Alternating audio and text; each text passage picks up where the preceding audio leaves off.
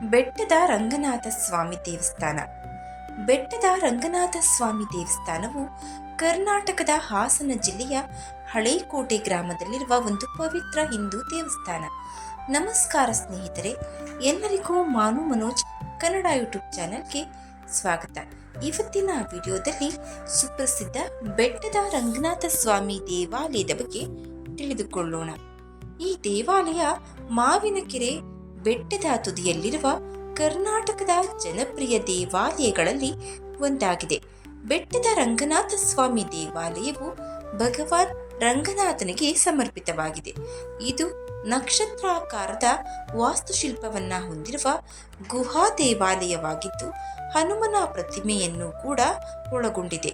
ವಿಶಿಷ್ಟಾದ್ವೈತ್ವವನ್ನು ಪರಿಚಯಿಸಿದ ಶ್ರೀರಾಮಾನುಜಾಚಾರ್ಯರು ಈ ಬೆಟ್ಟದ ಮೇಲೆ ಸ್ವಲ್ಪ ಸಮಯ ವಿಶ್ರಾಂತಿ ಪಡೆದು ಶ್ರೀರಂಗನಾಥನ ದರ್ಶನ ಪಡೆದು ತಮ್ಮ ಭಕ್ತಿ ಭಜನೆಗಳನ್ನು ಸಲ್ಲಿಸುತ್ತಿದ್ದರು ಎಂದು ಹೇಳಲಾಗುತ್ತದೆ. ದೇವಾಲಯದ ಗರ್ಭಗುಡಿಯಲ್ಲಿ ರಂಗನಾಥ ಕಲ್ಲಿನ ಹಿಂದೆ 3 ಅಡಿ ಎತ್ತರದಲ್ಲಿ ನಿಂತಿರುವ ದೇವರ ವಿಗ್ರಹವಿದೆ. ಗುಹೆಯ ಇನ್ನೊಂದು ಬದಿಯಲ್ಲಿ ಬಂಡೆಯ ಮೇಲೆ ಕೆತ್ತಿದ ಹನುಮಂತನಿದ್ದಾನೆ. ಇಲ್ಲಿನ ಪ್ರಧಾನ ದೇವರ ಪ್ರತಿಷ್ಠಾಪನೆಯನ್ನ ಮಹಾನ್ ವಸಿಷ್ಠ ಮುನಿಗಳು ಮಾಡಿದ್ದರು ಎಂದು ಹೇಳಲಾಗುತ್ತದೆ. ಮಾವಿನಕೆರೆಯಲ್ಲಿ 2 ಪ್ರಸಿದ್ಧ ಪ್ರಾಚೀನ ದೇವಾಲಯಗಳಿವೆ.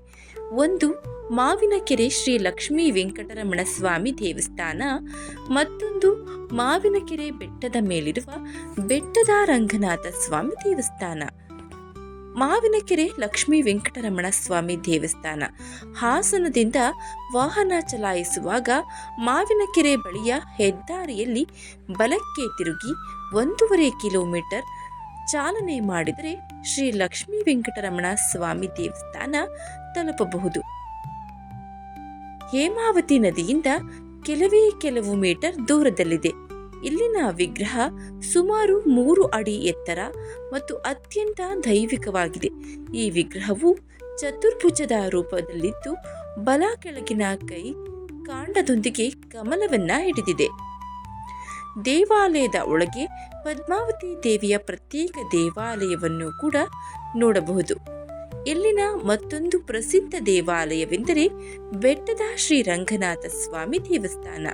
ಹಾಸನದಿಂದ ಬೆಟ್ಟದ ಶ್ರೀ ರಂಗನಾಥ ಸ್ವಾಮಿ ದೇವಸ್ಥಾನಕ್ಕೆ ಹೋಗುವ ರಸ್ತೆಯ ಎಡಭಾಗದಲ್ಲಿ ಒಂದು ಕಮಾನು ಸಿಗುತ್ತದೆ.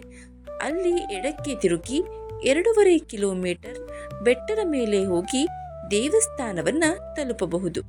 ಬಂಡೆ ಮತ್ತು ಅದರ ಮೇಲೆ ನಿರ್ಮಿಸಲಾದ ಗೋಪುರವು ದೂರದಿಂದಲೇ ಗೋಚರವಾಗುತ್ತದೆ.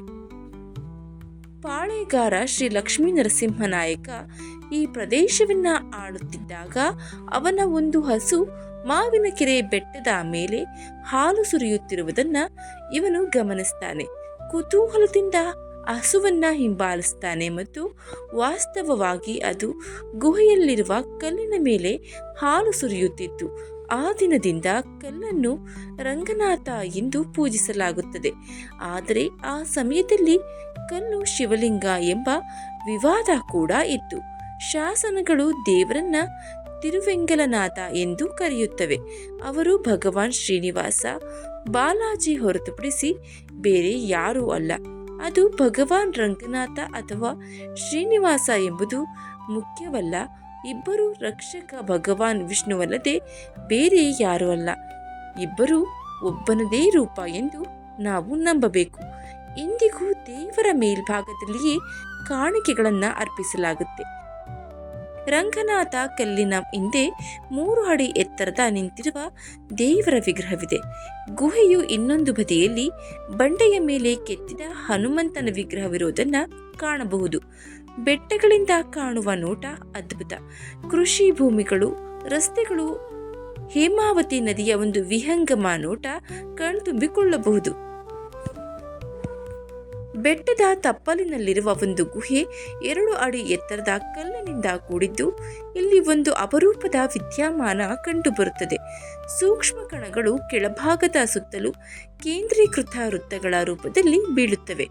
ಜಾನಪದ ಕಥೆಗಳು ಈ ಕಣಗಳು ಔಷಧೀಯ ಗುಣಗಳನ್ನು ಹೊಂದಿವೆ ಎಂದು ಹೇಳಲಾಗುತ್ತೆ, ಆದರೆ ಏನೂ ಕೂಡ ಸಾಬೀತಾಗಿಲ್ಲ. ಪ್ರತಿ ವರ್ಷ ಹನುಮ ಜಯಂತಿ, ವೈಕುಂಠ ಏಕಾದಶಿ ಹಬ್ಬಗಳನ್ನು ಅದ್ಧೂರಿಯಾಗಿ ಆಚರಿಸಲಾಗುತ್ತದೆ. ನಾವು ಕೆಲವು ವಿಚಿತ್ರವಾದ ಅಪರೂಪವಾದ ಪಕ್ಷಿಗಳನ್ನು ಸಹ ಇಲ್ಲಿ ನೋಡಬಹುದು. ಮಾವಿನಕೆರೆ ಹೊಳೆನರಸೀಪುರದಿಂದ 8 ಕಿಲೋಮೀಟರ್, ಹಾಸನದಿಂದ 20 ಕಿಲೋಮೀಟರ್, ಬೆಂಗಳೂರಿನಿಂದ 200 ಕಿಲೋಮೀಟರ್ ಹಾಗೂ ಮೈಸೂರಿನಿಂದ 88 ಕಿಲೋಮೀಟರ್ ದೂರದಲ್ಲಿದೆ. ರಸ್ತೆ, ರೈಲು ಸೌಲಭ್ಯಗಳ ಮೂಲಕ ಉತ್ತಮ ಸಂಪರ್ಕವಿದೆ. ಬೆಟ್ಟದ ತುದಿಯಲ್ಲಿ ಅತಿಥಿ ಗೃಹಗಳು ಕೂಡ ಲಭ್ಯವಿದೆ. ಬೆಳಗ್ಗೆ 9ರಿಂದ ಮಧ್ಯಾಹ್ನ 1ರವರೆಗೆ, ಮಧ್ಯಾಹ್ನ 2ರಿಂದ ಸಂಜೆ 1ರವರೆಗೆ ದೇವರ ದರ್ಶನವನ್ನ ಮಾಡಿಕೊಳ್ಳಬಹುದು.